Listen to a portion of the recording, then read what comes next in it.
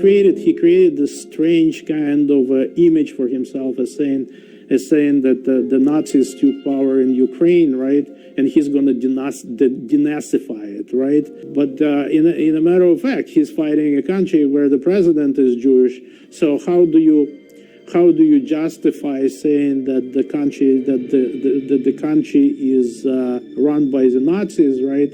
When the president of the country, who won with 75% of the vote, is Jewish. So basically, Mr. Putin is going completely nuts on this one.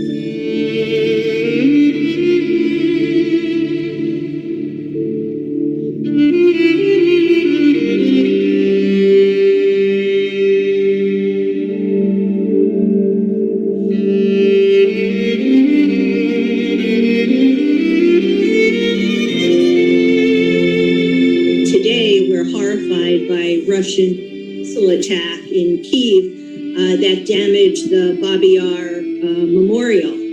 It's a site that the Germans murdered more than 100,000 people, primarily Jews.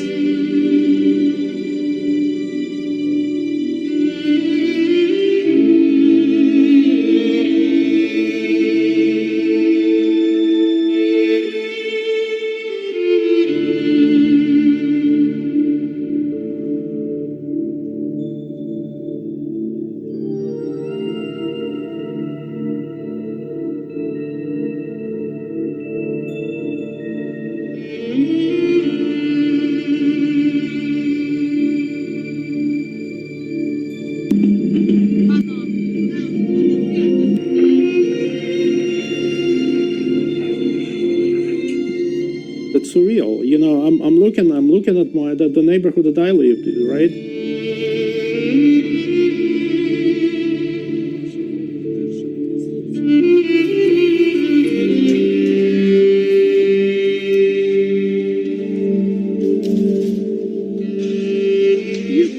It's basically a district with large apartment buildings, and this large apartment buildings are being shelled right now.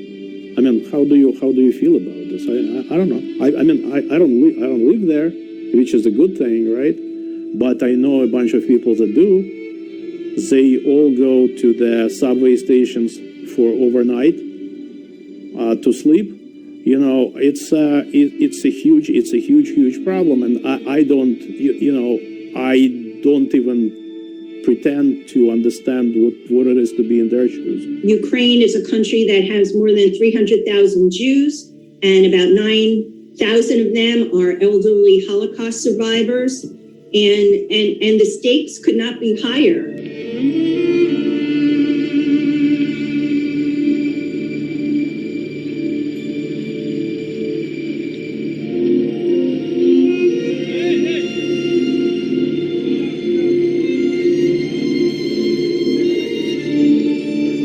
Today's situation, as heartbreaking as it is a little bit different because allies are banding together and standing up against Russian aggression and supporting the Ukrainian community.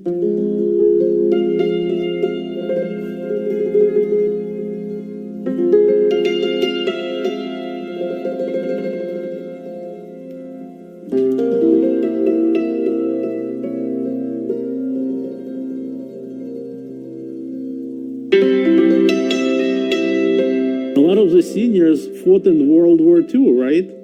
How do you explain it to them? They were liberating. Think about it this way, right? The last time Kyiv was bombed, right, it was bombed by Germans in 41. Now it's bombed by Russians. I mean, this just doesn't compute.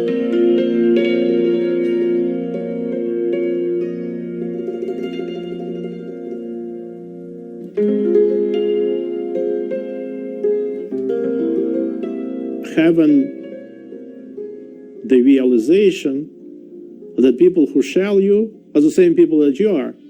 You speak the same language, and you could have been in close contact even a week ago, and now they're shelling you. I mean, this is a reality on the ground. I mean, it's like on the surface, it's a war between two countries, but if you dig deeper, it's to the extent it feels like a civil war.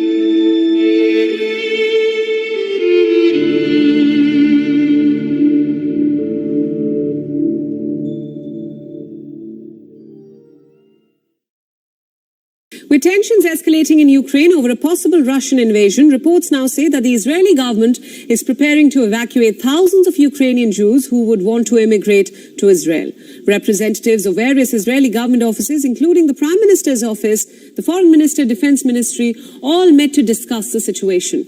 According to a report, some 75,000 people living in eastern Ukraine are now eligible for Israeli citizenship under the law of return. The 1950 law gives the Jews a right to relocate to Israel and acquire Israeli citizenship. Section 1 of the law states that every Jew has a right to come to Israel as an immigrant. Israel has for long had plans for mass evacuation of Jews from various countries should the need arise. It has updated plans for Ukraine due to the current situation. Many Ukrainians fled from the eastern side fearing a Russia-backed military conflict. And according to Israel's Aliyah and Integration Ministry, more than 30,000 people moved to Israel from Ukraine between 2014 and 2018. Jerusalem is following all developments in the region closely. Israel's ambassador to Ukraine has called on Israeli citizens in the country to register with the embassy so that they can be contacted quickly in case of an emergency. Intense diplomacy between Russia and the West has not yielded any significant result yet. Russia has been amassing thousands of troops on its border with Ukraine. Our correspondent Jody Cohen sent us this report from Ra'anana in Israel. Listen in.